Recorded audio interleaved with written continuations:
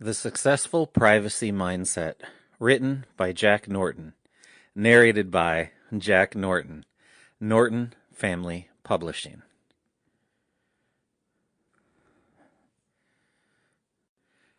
Foreword.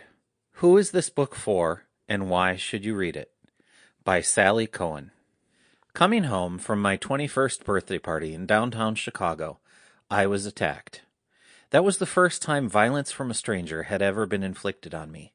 But sadly, it wasn't the last time. Several years later, I met a very nice man that volunteered his time to edit a short film I had directed. Don't worry, this film editor isn't my friend Jack Norton, who wrote this book and asked that I write this introduction. This man and I worked together for several days side by side. I felt safe, and he put me at ease.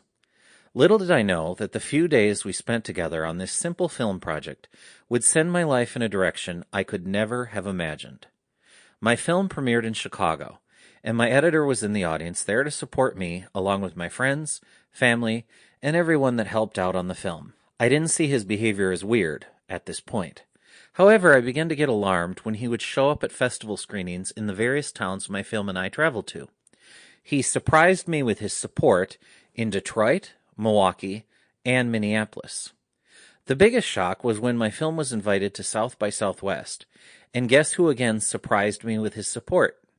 You guessed it, my editor had driven all the way from Chicago, Illinois, to Austin, Texas. As most of the cases of stalkers go, our relationship escalated rapidly. We had become Facebook friends during our initial days of editing together. However, somehow he found out my favorite coffee shop, and from there followed me home, and now knew where I lived. What's more, he showed up on the set of the next film I was shooting.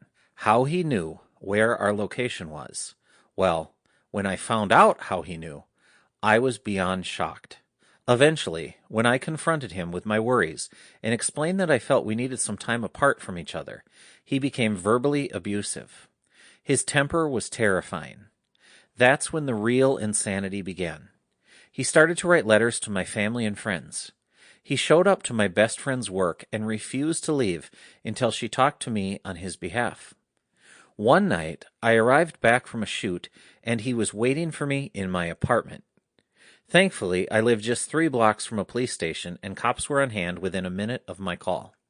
To make a very, very long and detailed story short, this man consumed my entire life for nearly 2 years.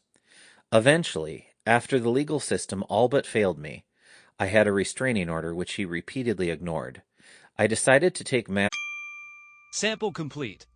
Ready to continue?